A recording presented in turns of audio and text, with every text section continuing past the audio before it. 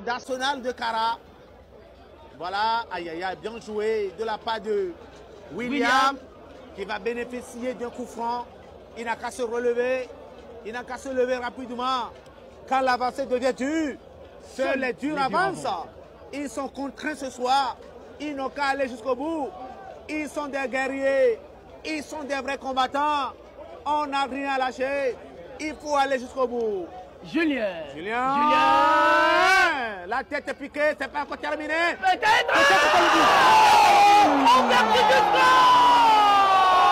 Le but de l'Olympique de Bordeaux. Le but de l'Olympique de Bordeaux. Alexis. Oh là.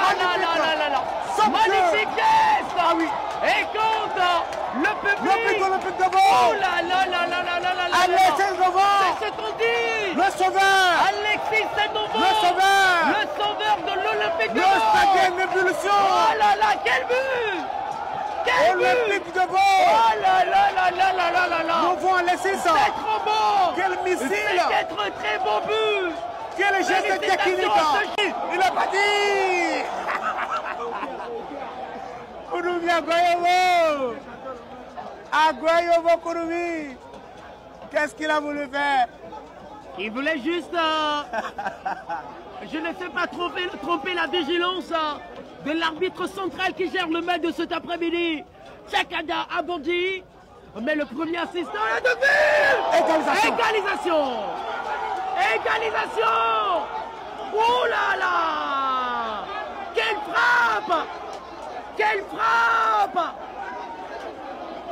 frappe, Jean.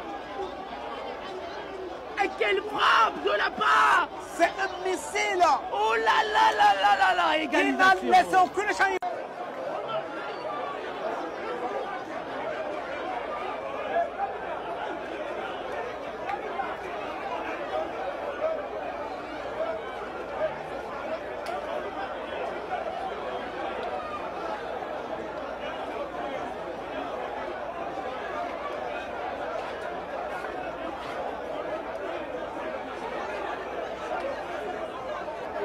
De revenir au score, mais dans tous les cas, l'essentiel que Asosa puisse arriver à l'égalisation. Il part avec un point. Je crois que dans le classement, Asosa va se retrouver à la 3e place probablement parce que Agaza est en train de gagner la JCA et toi Finante a gagné Arabia. Donc la suite on continue, hein, la suite le mercredi prochain, on verra comment ça va se passer. Mais dans tous les cas, c'est une fin de match qui a été quand même bien discutée. Mais il faut voir, après le but d'Olympique de Bordeaux, vraiment, l'équipe est presque inexistante sur le terrain puisque on ne sent plus de fond de jeu. Voilà, il faut en ensuite profiter. Oui, mais c'est vrai que Olympique de Bordeaux se croyait déjà au firmament. Lorsqu'ils ont marqué le but, ils se sont précipités, enfin le coach s'est précipité pour faire des changements et il a fait des changements qui en tout cas à mon avis étaient inutiles. Il ne devait pas faire à un moment donné certains changements. Je crois qu'il a mis Dodivi à la deuxième mi-temps qui fait l'entremise. C'était déjà bon avec Dodivi et le reste, je crois que ça peut gagner, mais malheureusement il s'est précipité pour faire encore 2 changements qui ne sont pas, en tout cas pour moi, de bons changements, qui sont des changements inutiles. Et c'est vrai que lorsque Olympique de Bordeaux avait marqué le but, l'équipe d'Asosa ne se retrouvait plus.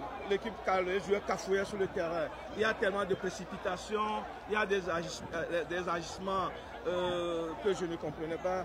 Mais dans tous les cas, lorsque les joueurs, les attaquants surtout se sont retrouvés et se sont dit que le bat n'est pas encore fini, ils sont quand même arrivés dans le jeu et ça a été profitable pour eux dans tous les cas. Ah, et ça a été profitable pour eux dans tous les cas. DP, vos mots de fait pour cette rencontre de cet après-midi. Oui, mais Et un briefing général sur les autres journées, les autres matchs de cette 11e journée. Bon, de toute façon, je crois que les 3 clubs qui sont en tête, ça y est, dans le peloton, continuent d'être dans le peloton.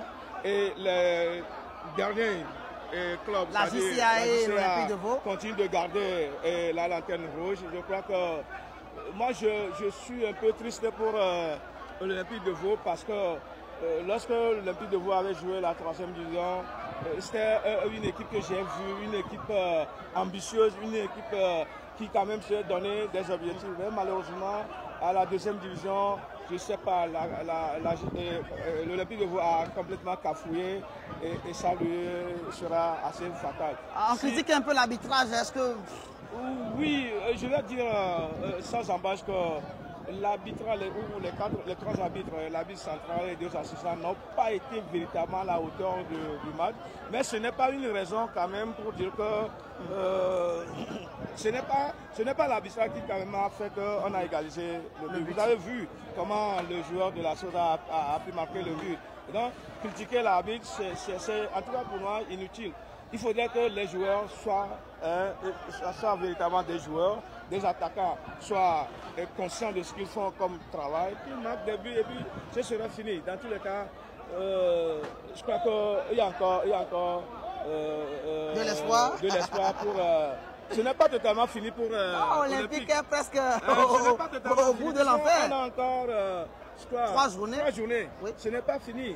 Si l'Olympique arrivait à gagner les 3 matchs, je crois qu'il va faire le maintien. Ce qui serait un peu impossible. Bon, dans tous les cas, rien n'est impossible.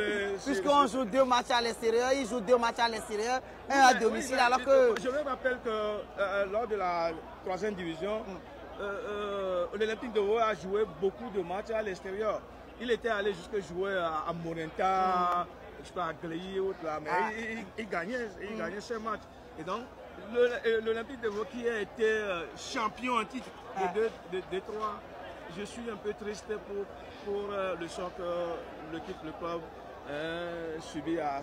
C'est pour ça que je voudrais interpeller les dirigeants du club à faire en sorte que les 3 journées restantes là, que l'Olympique quand même ne sorte pas les têtes d'essai. Ok, merci DP. Merci à vous aussi. Ah oui, on va devoir voir un cadre.